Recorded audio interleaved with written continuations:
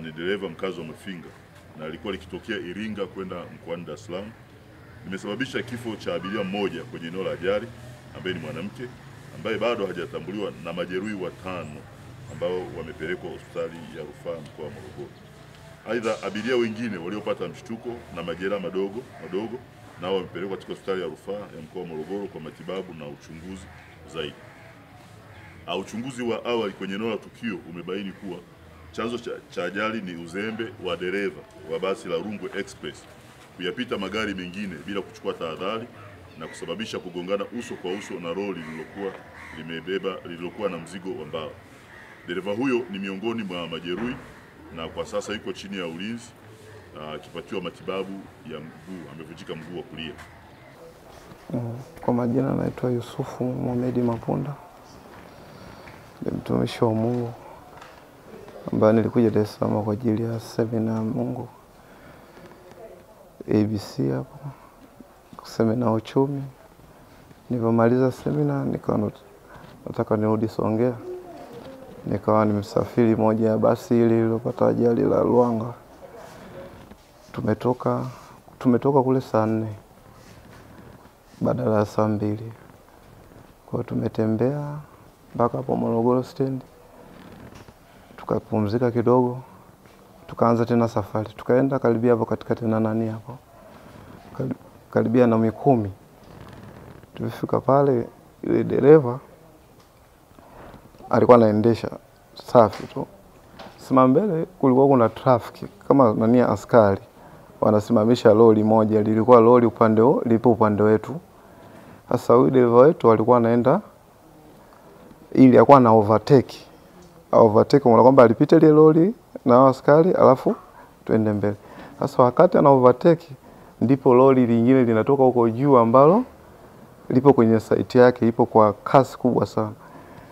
Ndipo alikuwa anakuja nani tufane uso kwa uso, lakini dereva wetu akakwepa kidogo, akapiga ubavuni. Kwa hiyo zile mbao za kule semela kule lilikuwa lina mbao nyingi.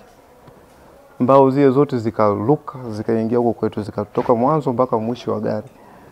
Kwa hiyo majeruhi mule tulikuwa ni wengi, watu 3 wamefariki.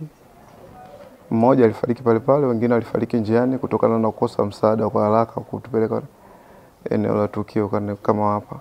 Lakini askari walikuwepo wengi, walijitokeza kwa wingi. Wametupa msaada kwa ushirikiano wote, kwa nguvu zote mpaka tuko hapa. Tunashukuru serikali pia. Tunashukuru madaktari wa hapa, wametupokea vizuri.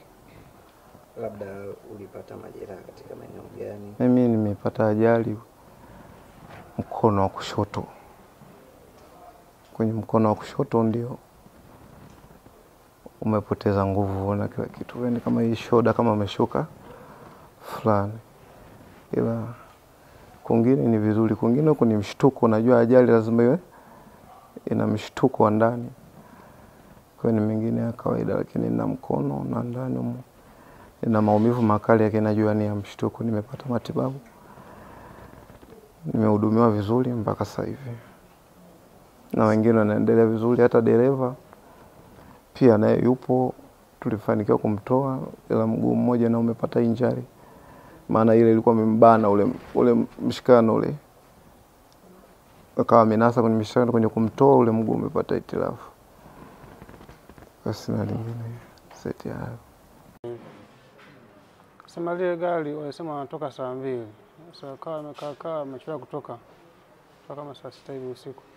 Sema baadhi ya abiria kidogo walikuwa na haraka, kwa naamsha dereva, tuna haraka tuwai.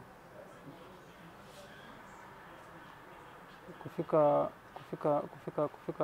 hii Mikumi Boma kwa mbele. Na hisi dereva alikuwa anasinzia. Kwa sababu dereva wa semi alikuwa nimepakia mbao, ametukwepa sana tu. Ndo gari letu ligonga kwenye ile semi ya mbao. Mimi kwa sababu zile mbao alipogonga zimeingia ndani, nikawa nimegonga kwenye paji la uso.